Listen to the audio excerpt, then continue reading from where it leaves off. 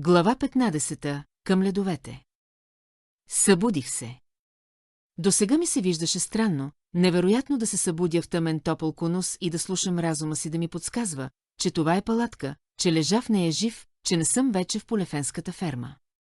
Този път в събуждането ми нямаше нищо странно, а приятно чувство на покой. Седнах, прозинах се и се опитах да среша назад с пръсти сплъстената си коса. Погледнах Естравен, изтегнат и заспал дълбоко върху спалния си чувал на 2 крачки от мен. Той нямаше нищо върху себе си, освен брича, беше му горещо. Тъмното загадъчно лице лежеше открито под светлината, под погледа ми. Заспал, Естравен имаше малко глупав вид, като всеки спящ, обло, силно лице, отпуснато и неясно, с капчици под нагорната устна и над гъстите вежди. Спомних си как бе стоял запотен на парадната трибуна в Архенранг под слънцето в официални доспехи. Сега го виждах беззащитен и полугол под постудена светлина и за пръв път такъв. Какъвто беше, той се събуди късно и бавно идеше на себе си.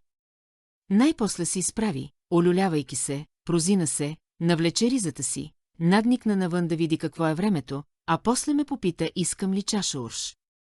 Като разбра, че пълзейки насам-натам, съм сварил цяла тенджерка с водата, която бе оставил в една тавичка като лед на печката с нощи, той прие една чаша, поблагодари ми студено и седна да пие. Къде отиваме от тук, Естравен, зависи къде искате да отидете, господинай. И на какво пътуване можете да издържите, как най-бързо бихме могли да се измъкнем от Ургорейн, от запад. Към брега. 30 на мили, а после пристанищата тук ще замръзнат или са вече замръзнали. Във всеки случай корабите не ходят далеч през зимата. Ще трябва да се крием някъде до идущата пролет. Когато големите търговски кораби тръгнат за Сит и Перунтер. Ако забраните върху търговията продължат, никой няма да припари до Кархида. Бихме могли да работим на някой търговски кораб, за да си платим превоза. За нещастие аз съм без пари. Няма ли друга възможност, Кархида? По суша, колко е дотъм? 1000 мили, да, по шосе. Но ние не можем да се движим по шосетата. Още първият инспектор ще ни пипне. Остава ни един единствен път, на север, през планините, на изток през Гобрин и надолу към границата при Гутенския залив, през Гобрин. Имате предвид ледения пояс? Естравен кимна утвърдително. Не може ли през зимата? Мисля, че може, ако имаме късмет, както и при всяко пътуване зиме. В едно отношение е за предпочитане да се прекоси ледник през зимата. Хубавото време, знаете, обикновено се задържа над големите ледници, където ледът отразява слънчевата топлина, той изтласква бурите към периферията. От тук произхождат легендите за мястото зад снежната буря. Това би могло да бъде в наша изгода. Почти нищо друго няма да ни помогне, значи сериозно мислите. Ако не мислех, нямаше смисъл да ви измъквам от полефенската ферма, той беше все още хладен, сърдит, намръщен. Снощният разговор бе раздрусал и двама ни. Доколкото разбирам, вие смятате прекосяването на ледовете по-малко рисковано, отколкото ако чакаме до пролетта, за да минем по море? Естравен кимна утвърдително. Самота, обясни той лаконично, помислих известно време. Надявам се, че сте се съобразили с моите недостатъци. Аз не съм издръжлив на студ като вас, съвсем не мога да се меря с вас в това отношение. Не умея да карам ски. Не съм във форма. Макар и да се чувствувам много по-добре, отколкото преди няколко дни, той пак кимна. Мисля, че ще се справим, каза с оная съвършена простота. Която толкова време бях смятал за ирония. Добре, погледна ме и допи на един дъх чая в чашата си. Действително би могло да се нарече чай, сварен от печени зърна на перм, уршът е кафява, сладникаво възкисела напитка, богата на витамин А и С, захар и едно приятно възбудително вещество, сродно на лубелина. Където на зима няма бира, има урш, където няма нито бира, нито урш, няма и хора. Трудно ще ни бъде, каза Естравен, като сложи чашата си. Много трудно. Без късмет няма да успеем. Предпочитам да умра сред ледовете, отколкото в оная клоака, отдето ме измъкнахте. Той си отряза резенче сушена хлебна ябълка, предложи ми друго и задъвка, седейки замислен. Ще се нуждаем от повече храна, рече. А какво ще стане, ако наистина стигнем Кархида? Имам предвид вас? Вие сте още извън законите. Той извърна тъмните си очи на видра към мен. Да. Предполагам, че ще остана отсъм, а като научат, че сте помогнали на затворник им да избяга, не бива да научават. Усмихна се мрачно и добави, първо трябва да минем ледовете. Слушайте, Естравен, извиках аз, ще ми простите ли за вчерашните думи? Нозут. Той стана, продължавайки да дъвче, навлече хиба, палтото и бутушите си и се провря като видра през самозатварящата се вентилна врата. После пак провря глава вътре, може да закъснея или да отсъствувам цяла нощ. Ще смогнете ли да се справяте сам тук? Да, добре. И тръгна. Не познавам човек, който да реагира така всецело и бързо на променило се положение, както Естравен. Аз се оправях и бях склонен да го последвам, той бе излязъл от своя танген, и щом стана ясно всичко това, незабавно тръгна. Никога не действуваше необмислено или прибързано. Ала беше винаги готов. Несъмнено в това се криеше тайната на необикновената политическа кариера, от която се бе отказал заради мен, с това можеше да се обясни и вярата му в мен, и предаността му към моята мисия. Когато дойдох, той беше готов. Никой друг на зима не беше, и все пак се смяташе за муден човек, инертен при критични обстоятелства. Веднъж ми каза, че поради тази бавност на мисълта трябвало да се води в постъпките си от обща интуиция на къде върви късметът му и че тази интуиция рядко му изневерявала. Говореше това сериозно, може и да беше вярно. Гадателите от крепостите не са единствените хора на зима, способни да предугаждат. Те са дресирали и развили интуицията, но не са увеличили нейната безпогрешност. В това отношение юмешите също имат една особеност, може би тя не е точно или просто дарба да гадаят, а по-скоро способност да виждат, макар и само за миг, всичко едновременно, да виждат цялото. Докато Естравен отсъствуваше, поддържах малката печка радиатор на най-високата температура и по този начин за пръв път се чувствувах затоплен както трябва. От колко ли време? Мисля, че сега беше терн.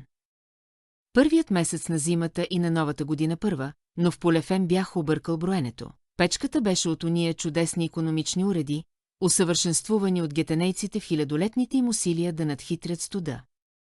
Само използването на ядрената енергия като източник на захранивне би могло да подобри. Нейната бионична батерия стигаше за 14-месечна непрекъсната употреба. Топлинната и краткомощност беше голяма, тя беше печка, радиатор и фенер, събрани в едно, а тежеща около 4 фунта. Не можехме да изминем и 50 мили без нея. Тя трябва да струвала на Естравен много пари, от ония пари, които високомерно му бях предал в мишнори. Палатката, направена от пластмаса, устойчива на всякакви атмосферни условия и поне отчасти на вътрешната влага, която е бедствие за палатката студено време.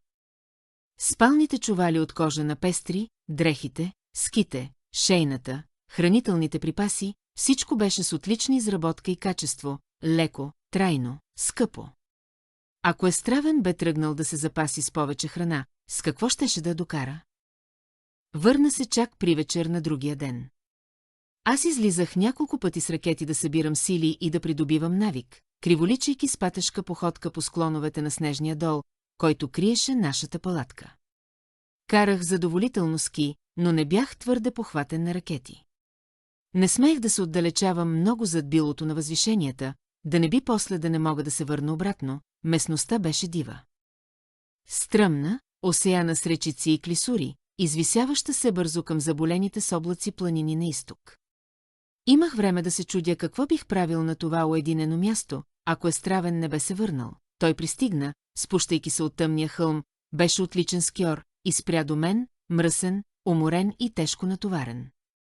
На гърба си имаше огромна опушена торба, натъпкана с пакети, дядо Мраз, пъхащ се в комините на старата земя.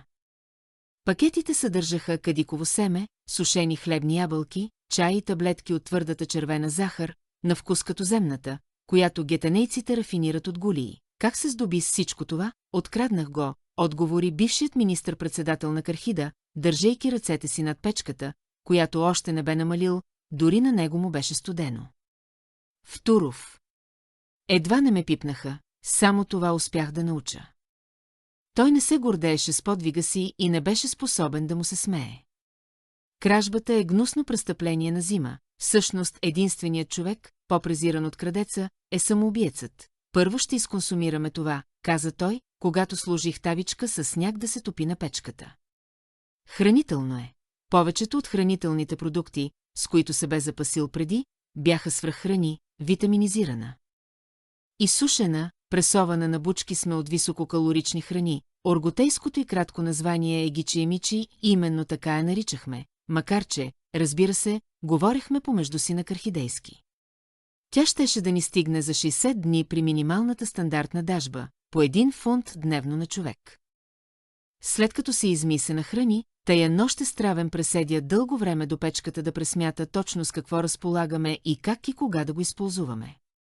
Нямахме везни, та при изчисленията трябваше да си служи за мярка с 1-фунтова кутия от гичиемичи. Подобно на много гетенейци, той знаеше калоричната и хранителна стойност на всяка храна, знаеше собствените си нужди при различни условия и как да изчисли приблизително моите.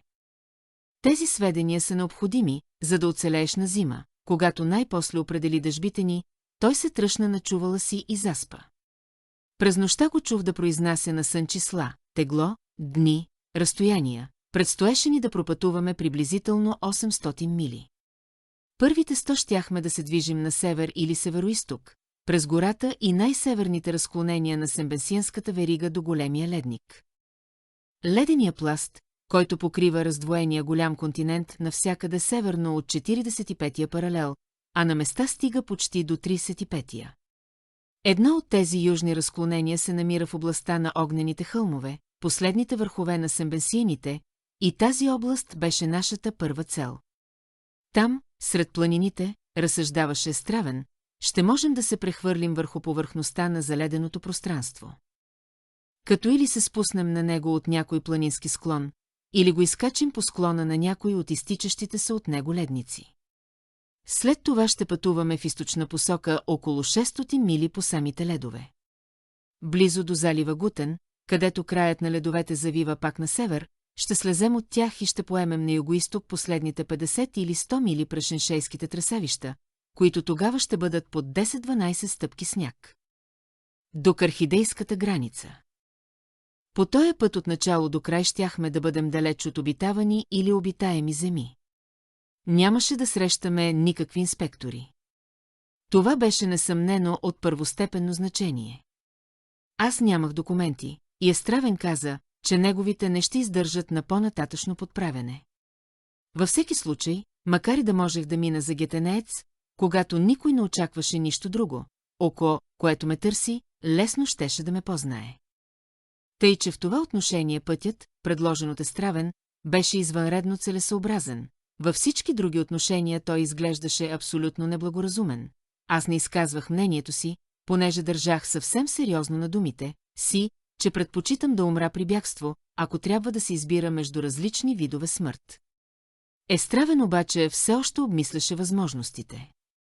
На другия ден, който използвахме за много грижливо товарене и подреждане на шейната, той каза, ако повикаме звездния кораб, кога ще може да дойде, някъде между 8 дни и половин месец, зависи къде се намира в околослънчевата си орбита спрямо Гетен. Може да е от другата страна на Слънцето. Не порано, не порано. Двигателят на ФАЛ не може да се използва в пределите на Слънчева система. Корабът би могъл да дойде само с ракетен двигател, което ще му отнеме най-малко 8 дни. Защо? Той затегна едно въженце и го завърза, преди да отговори. Мислех дали е благоразумно да се опитаме да поискаме помощ от вашия свят, щом моят се оказва неотзивчив. В Туров има радиофър. Каква е мощта му? Не много голяма. Най-близкият мощен предавател е в Кохумей, на около 400 мили южно от тук. Кохумей е голям град, нали? 250 000 жители. Ако успеем някак да използваме радиопредавателя, после ще трябва да се крием най-малко 8 дни, тъй като Сярфът ще бъде вдигнат в тревога. Не е много удобно. Той кимна в знак на съгласие. аз измъкнах от палатката последната торба с кадиково семе, наместиха между другия багаж на шейната и казах: ако бях повикал кораба оная нощ в Мишнури, нощта, когато ти ме помоли. Нощта, когато ме арестуваха. Но ансибълът ми беше обсъл, предполагам, че още у него. Може ли да си послужи с него? Не. Дори случайно, като губърника. Настройката на координатите е извънредно сложна. Но да можех да го използвам аз, ако знаех този ден, че играта е вече свършена, каза той и се усмихна. Не му беше присъщо да съжалява. Мисля, че знаехте. Но аз не ви вярвах. Когато шейната бе натоварена, Естравен настоя до края на деня да не вършим нищо, а да събираме сили. Легна в палатката и се залови да пише в един малък бележник с дребния си нервен, отвеснокурсивен кархидейски почерк описанието, представляващо предишната глава. Той не бе имал възможност да поддържа дневника си през последния месец и това го ядосваше, проявяваше много грижи за този дневник. Писането му беше, мисля, едновременно и задължение, и връзка с неговото семейство, огнището Естър. Но аз научих това по-късно, тогава не знаех какво пише, просто седях и мъжех ските си с вакса или не правех нищо. Подсвирквах си някаква танцова мелодия и се спрях по средата. Ние имахме само една палатка и за да можем да живеем заедно в нея, без да се дразним взаимно, явно се изискваше известна сдържаност, благоприличие. Естравен наистина вдигна глава, когато засвирих, но без раздразнение. Изгледа ме по-скоро замечтано и каза: да знаех за кораба ви миналата година. Защо са ви пратили в нашия свят сам? Първият пратеник в друг свят винаги идва сам.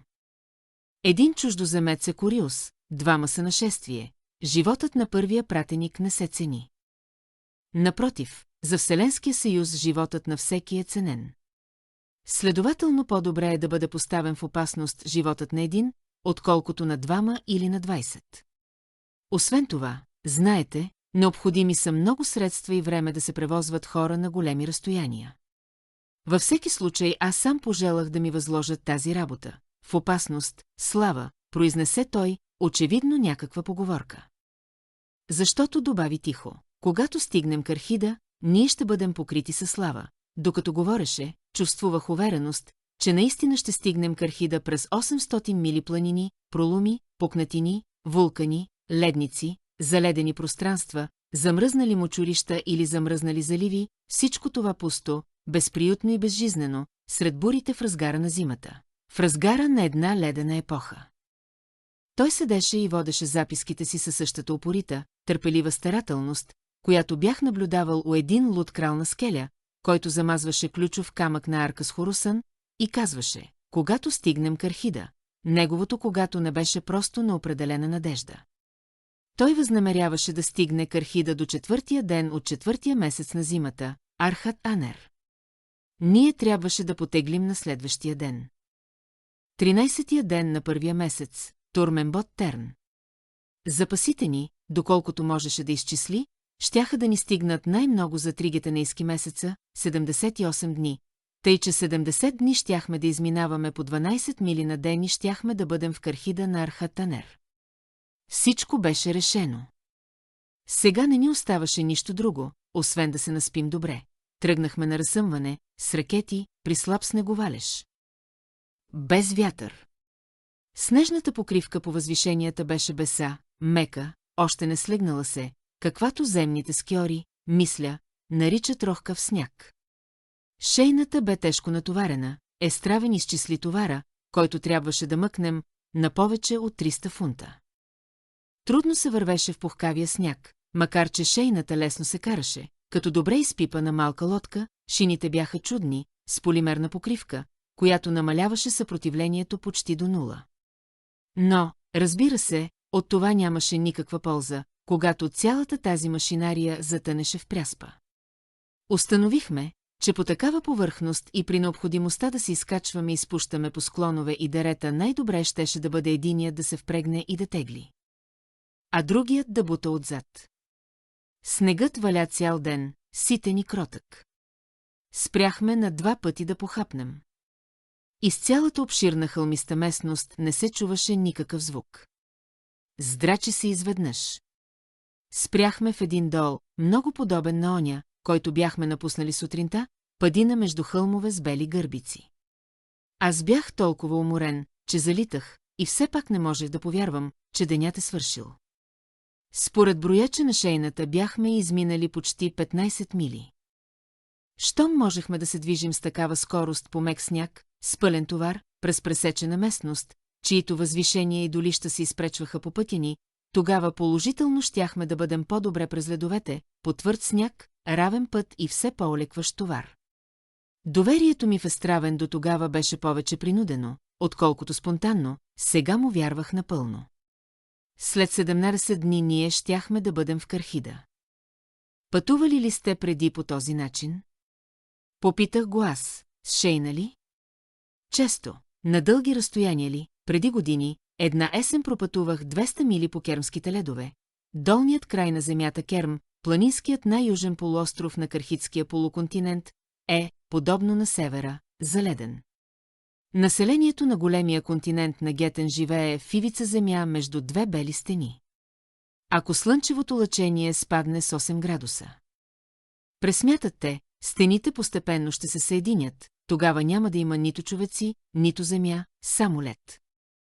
С каква цел? От любопитство, страст към приключения. Естравен се поколеба и се усмихна леко.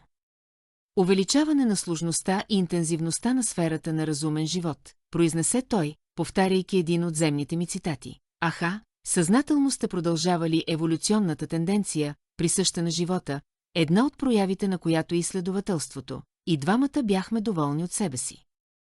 Седнали в топлата палатка, където пиехме горещ чай и чакахме кашата от кадикови семена да възври. Така е, каза Естравен. Бяхме 6. Съвсем млади. Брат ми и аз от Естър, 4 наши приятели от Сток. Пътуването ни нямаше определена цел. Искахме да видим Теремандер, планина, която се издига от ледовете там, долу. Малцина се е виждали от сушата, кашата беше готова, различна от гъстия тричав буламъч в полефенската ферма. По вкус приличаше на печени земни кестени и пареше приятно в устата. Добре затоплен, благоразположен, аз казах, най-хубавата храна, която съм ял на Гетен, винаги е било в компания с теб, Естравен, но не и на оня банкет в Мишнури. Да, вярно. Ти мразиш Ургорейн, нали? Рядко се срещат урготейци, които да умеят да готвят. Да мразя Ургорейн ли? Не, защо да го мразя? Как може да се мрази и ли да се обича една страна? Тайб говори това. Аз не умея. Познавам хора, познавам градове, чифлици, възвишения, реки, скали, видял съм как слънцето при залез на есен огрява склона на някоя орница в планините, но какъв е смисълът да сложиш граница на всичко това, да му дадеш име и да спреш да обичаш оттам, откъдето името престава да бъде валидно? Какво е любов към родината, омраза към неродината ли? В такъв случай не е хубаво. Или е просто самолюбие? Това е хубаво. Но не бива да се въздига в добродетел или професия. Както обичам живота, така обичам и хълмовете на владението Естър, ала тази любов няма граница на омразата. А извън всичко това съм невеж, надявам се. Невеж в хандарейския смисъл, да не обръщаш внимание на абстрактното, да се държиш здраво за вещественото. Тук имаше нещо женствено, отричане на абстрактното, идеала, подчиняване на даденото, а това не ми харесва твърде. Обаче Естравен добави чистосърдечно. Човек, който не презира лошото правителство, е глупак. И ако съществува изобщо добро правителство на земята, с голяма радост бих му служил. Тук се разбирахме. Познавам отчасти тая радост, казах аз. Да, така и предполагах. Изплакнах паничките с гореща вода и плиснах помията през вентилната врата на палатката. Навън беше непрогледен мрак, валеше рядък, ситен сняг, който едва се различаваше в овалния сноп светлина от вентила. Затворени отново в сухата топлина на палатката, ние се заловихме да подреждаме раниците си. Естравен каза, подайте ми паничките, господин Ай, или нещо подобно, а аз, все господин ли ще бъде из губринските ледове? Той ме погледна и се засмя. Не зная как да ти казвам, името ми е Генлиай, зная. А ти си служиш с моето фамилно име, аз също не зная как да ти викам. Харт, тогава аз съм Ай. Кои си служат с малки имена, братя по огнище или приятели, отвърна той и докато го казваше. Беше далечен, недостижим, макар и на 2 крачки от мен в 8 стъпки широка палатка. Не получи отговор. Има ли нещо по-високомерно от откровеността? Зазнайки, аз се пъхнах в кожения си чувал. Лека нощ, Ай, каза единият чуждоземец, а другият чуждоземец отговори. Лека нощ, Харт, заспахме. По едно време се събудих и чух как снегът тупа меко и затрупва палатката. На разсъмване Естравен бе на крак да приготви закуската. Денят беше ясен. Когато слънцето позлати върховете на ниските храсти, опасващи долчинката, ние натоварихме багажа и тръгнахме, като Естравен теглеше отпред, а аз бутах и управлявах отзад. Снегът започваше да образува корица, по равните на надолнища тичахме като кучешки впряг. Тоя ден вървяхме по края, а после навлезохме в гората. Граничеща с полефенската ферма, гора на растения джуджета, на разположени на гъсто торови дървета с чепати клони и ледени бради. Не смеехме да използваме шосето на север, а пътища за извозване на дървени трупи, по които се движехме понякога за известно време, и тъй като гората беше разчистена от паднали дървета и хръстълък, придвижвахме се добре. Когато се озовахме в Теренпет, проломите и стръмните хребети уредяха. Вечерта броячът на шейната показваше дневен пробег от 20 мили и бяхме по-малко уморени, отколкото предишната нощ. Една хубава особеност на зима е, че дните остават светли. Планетата е наклонена само с няколко градуса, към еклиптичната плоскост, недостатъчно, за да има значителна сезонна разлика в екваториалните зони. Сезонът не е хемисферно явление, а глобално. Резултат от елиптичната орбита. В другия край на орбитата, когато движението на планетата се забавя и тя се приближава и отдалечава от афелия си, загубата на слънчево лъчение е толкова голяма, че нарушава и без това неустойчивата структура на времето, охлажда още повече това, което е вече студено, и превръща влажното, мрачно лято в сурова бяла зима. Посуха от останалото време на годината. Зимата би могла да бъде поприятна, ако не беше студът. Слънцето, когато го виждате, свети от високо, няма го бавното кърваво преливане на светлината в мрак, като в полярните зони на Земята, където студът и нощта настъпват едновременно. Гетен има по светла зима, сурова, страшна и светла. 3 дни се провирахме през Теренпетската гора. Последния ден Естравен се спря и разпъна палатката рано, за да постави капани. Искаше да улови няколко пестри. Те спадат към поедрите сухоземни животни на зима, приблизително с размерите на лисица, яйценосни вегетарианци с великолепна сива или бяла козина. Трябваше му месото им, защото пестрите се ядат. Те се преселваха масово на юг. Толкова са бързоноги и саможизи, че докато се движехме, забелязахме само 2-3, ала снегът на всяка поляна сред Торовата гора беше гъсто нашарен с безброй малки следи, всички водещи на юг. Къпаните на Естравен се напълниха за 1-2 часа. Той почисти и разряза 6 животни, окачи част от месото да замръзне, останалото задуши за вечеря. Гетенейците не са ловци, защото почти няма какво да ловят, липсват големи тревопасни. А поради това и големи месояди, с изключение на гъмжащите морета. Те са риболовци и земеделци.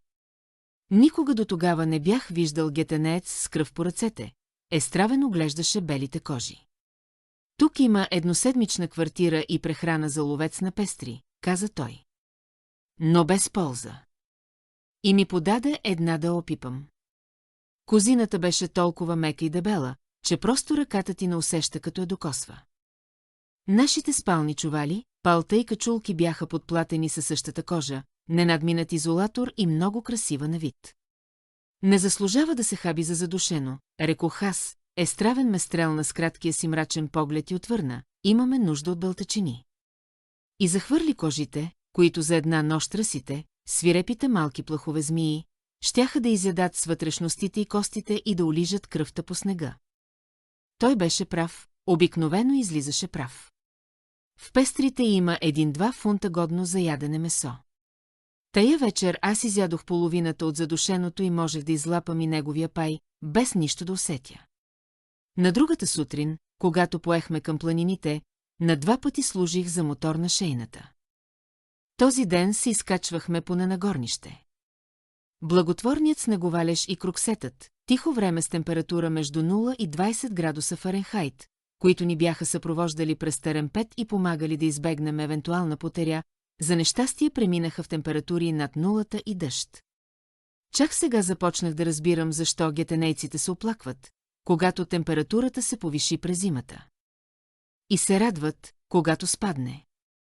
В града дъждът е неудобство, за пътника той е бедствие. Цяла сутрин мъкнахме тая шейна нагоре по склоновете на сембенсиените, през дълбока, студена каша от напоен с дъжд сняг. След обед по стръмните скатове снегът бе почти изчезнал. Потоци дъжд, мили кали чакъл. Покрихме шините, сложихме колелата на шейната и продължихме нагоре. Като количка тя беше цяла беля. Затъвайки и наклонявайки се непрекъснато. Стъмни се, преди да успеем да намерим някоя заслонена скала или пещера, за да настаним палатката си, тъй че въпреки всичките ни старания нещата се измокриха.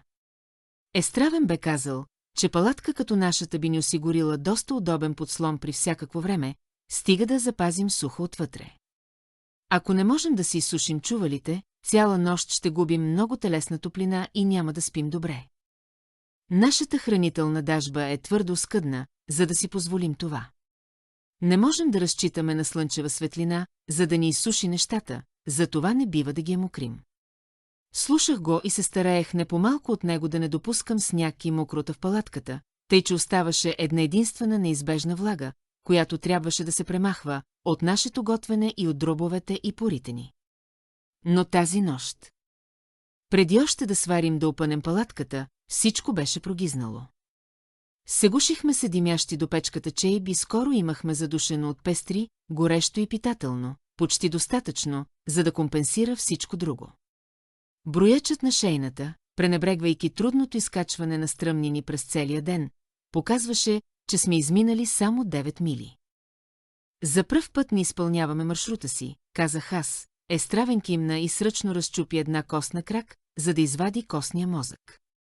Той бе съблякал мокрите си горни дрехи и седеше по риза и брич, бос, с разтворена яка. На мен ми беше още толкова студено, че не смеех да сваля пълтото, хиба и бутушите си. А спътникът ми си седеше така и чупеше кости с мозък, строен, як, корав, водата се стичаше по пригладената му. Подобна на козина коса като по птичи пера, къпеше по-малко на раменете му, както къпестряха на къща, ала той не забелязваше това. Не бе паднал духом. Чувствуваше се тук като у дома си. От първата местна порция ме бяха заболели червата, а тая нощ болките бяха още по-силни. Лежах буден във влажния мрак, шумящ от дъжд. На закуска Естравен каза: ти прекара лошо нощта. От да знаеш? Защото спеше много дълбоко.